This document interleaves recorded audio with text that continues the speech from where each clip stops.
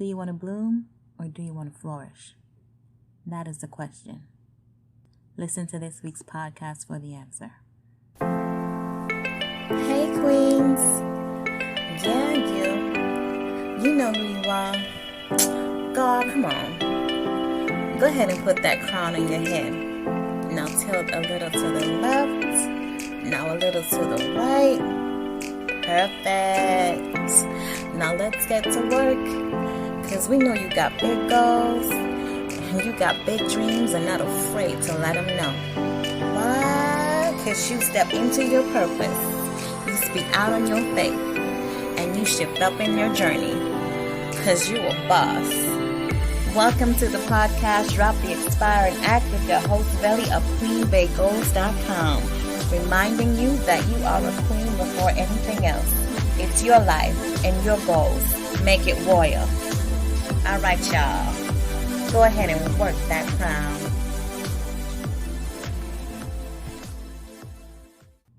Hey Queen Bae, so let's get into it.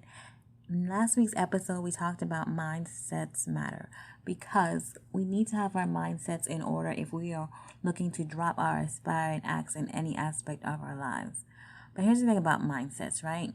In order for you to realize that yours needs a shift, you have to start thinking about yourselves or thinking that it's something that you deserve. It's something that's for you. It's something that, you are worthy of. But how do you even get to a place of knowing that you deserve more, that you're worthy of more, that, you should have more? I think that only comes into play when we start, thinking about our whole self-care. And I say whole self-care because I want it to be more than, your mental and your physical space. When I say whole self-care, because I want you to think about your mental space, your physical space, your emotional space, and your spiritual space. Because a lot of times when people talk about self-care, they're just talking about like going for a spa day to make sure that they get themselves mentally ready for whatever it is that they're going after. Or, getting themselves physically ready for what you're going after by allowing your body to rest. But it's a lot more than that. It's about, whether or not you actually feel happy with the life that you have. For example, last week we were talking about, those people. And for me, for one point in my life, when I just felt like a robot, right? I felt like I could assign a robot to my day because every day was basically the same thing, in and out every day. Is somebody who's living that way happy? Like, is somebody who is living that way really taking care of their self-care? Is somebody who's living that way really taking care of their mental health? And you have to check yourself and check in with yourself to a point where you're like, okay, this is not the way that I want to live. This is not the way that I want to be, or this is not the way that I want to feel. And until you start thinking about your self-care or start taking care of yourself, you're not going to even know that you need to start shifting your mindsets, because, you deserve more, you're worth more, you can have more. So that's why that was the argument that I had going back and forth about, should whole self-care be second or should it be mindset matters? Because you need to shift mindsets in order to get to the point where you can drop your aspiring act, right?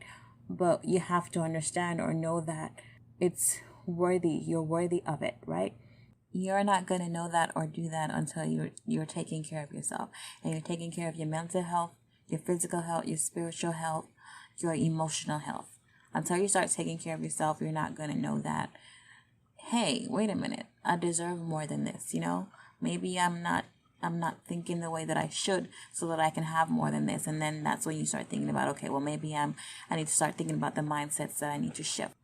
And I also say it's about the spiritual too, because it's about, your faith and what you believe in. And not that everybody has to believe in the same thing, but it's still about what you believe. For example, if you believe in God and you believe in Jesus and you believe that He put all of us on this earth, to find our purpose and to live in our purpose, then how can you also believe that it's only a certain few who will ever rise to the top, right? Because it's about that too. Because there are people who believe that, it's only a handful of people that are going to rise to the top.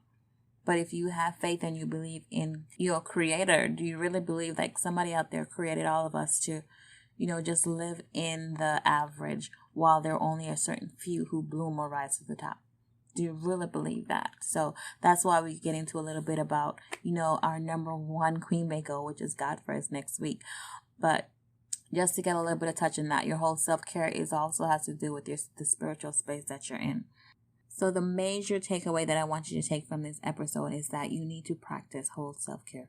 Because if you want to drop your aspire and act and, become the entrepreneur of your life, the author of your life, the CEO of your life, the VP of your life, the podcast host of your life, you're going to have to start taking care of yourself mentally, spiritually, physically, and emotionally. Because you have to want to be happy. You have to want to be free. You have to want to not have like these clouded negative self-thought things that are going on in your brain. You have to want all of that if you want to get to your next level. And if you're not taking care of the physical and the mental space that you're in, you're never going to get to a point where you're comfortable in owning that you should have this space. It's kind of like when I talked about, I talked about love, and I can't remember if I talked about it in a previous podcast episode or if it was in one of the videos. I can't remember, but I'll drop the link to either one in the comments or description. But it's like going back to the thing about love. Unless you love yourself or unless you show other people how to love you, how are they supposed to know how to love you, right? Because it goes back to that. So if you're not taking care of yourself, how is anybody else going to know how they can help you or how they can take care of you? Because you have to know the things that you like and the things that you don't like, right? Like you have to know whether or not, for example, those people who are introverts or extroverts, you have to know whether or not you're going to be re-energized when you step away from people or when you go into like a group setting that you would thrive in. You have to understand those things about yourself before anybody else can understand those things about you. Like you can't expect your friend or your partner to know that, hey, she's upset right now. Maybe I need to give her some space. Where if there are people who are opposite, right? She's upset right now. Maybe we need to sit and talk this out until we get to the bottom of it. Because everybody's approach to the same situation is not going to be the same. It's going to depend on how you personally manage your situations. And everybody doesn't manage their situation the same. So if you take away anything out of this entire conversation, that's what I want you to take away. You have to teach others how to treat you by the way that you treat yourself. And that's why I want you to practice whole self-care. So practice how you take care of yourself mentally. Practice how you take care of yourself emotionally. Practice how you take care of yourself physically. And also spiritually. But we'll get more into the spiritual next week. And the other thing is be a role model, especially if you have children. Be a role model for your children so that they know how to treat themselves. Because they're looking at you as the example. And if you're not taking care of yourself, if you're not treating yourself in a way that shows them, okay, well, mommy cares about herself so much, so she takes time for herself and steps away from us as children, they're going to take the cue from you, and that's a behavior that they're going to learn. So you're either going to have children who know how to take care of themselves, or you're going to have children who are out there looking for other people to take care of them because they don't know or they haven't seen an example of somebody who knows how to take care of themselves. So we have to think about that too when we're thinking about whole self-care. If you're practicing it in front of your kids, then they know how to do it for themselves. If you're not, then they're not going to know how to do it for themselves, and they're going to go out there looking for other people to fulfill things in themselves that they should be fulfilling for themselves. Like going back to happiness, right? They're going to go out there looking for somebody else to make them happy because they don't know that there's the ones that's supposed to be responsible for their own happiness. And especially if they didn't see mom or dad, making themselves happy or being happy, then they're not going to know that that's the way that they're supposed to be. Okay, I've said enough. Next week's episode, we're going to talk about Queen Bee goal number 1, which is God first. We're going to push the book review out for a week because the book that I was reading, I don't even want to recommend to you guys. So I'm going to have to find another book. So we're going to push the book review out to the following week. And we are going to end this podcast with the quote of the podcast, which is, give yourself the same care and attention that you give to others and watch yourself bloom. And it's by Holly A. Bay. So the twist on the quote is, give yourself more care and attention that you give to others and watch yourself flourish. Because the question really is, and that's how we started the podcast, right? Do you want to bloom or do you want to flourish? Because when you're blooming, it's like the robot, right? You're just growing, and you're growing at your own pace, and you're just there.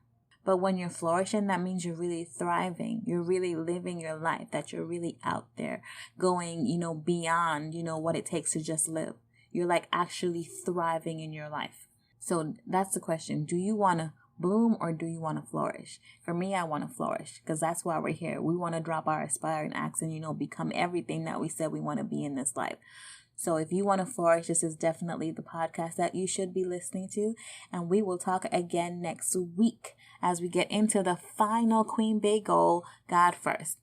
We are almost down to our last episodes, guys. After the next 2 episodes, and there'll be one more on how all the Queen BAE goals interact with each other, and then the unofficial Queen BAE goal, because you will see me post things about this on my website, but I just don't feel like, I'm not an expert in any of this, let me say that, but I really don't feel like I'm an expert in the thing that we're going to talk about, which is the unofficial Queen BAE goal. I really feel like there's so much more that I can learn before I have this as a goal in life to share with anybody else. So we'll talk about it. All right, I'll talk to you guys in the next podcast. You have been listening to another episode of Drop the Aspiring Act. If you're looking for more information on this podcast and other episodes, please visit queenbaegoals.com. That's QueenBaeGoals.com. All right, y'all. I'll see you in the next podcast.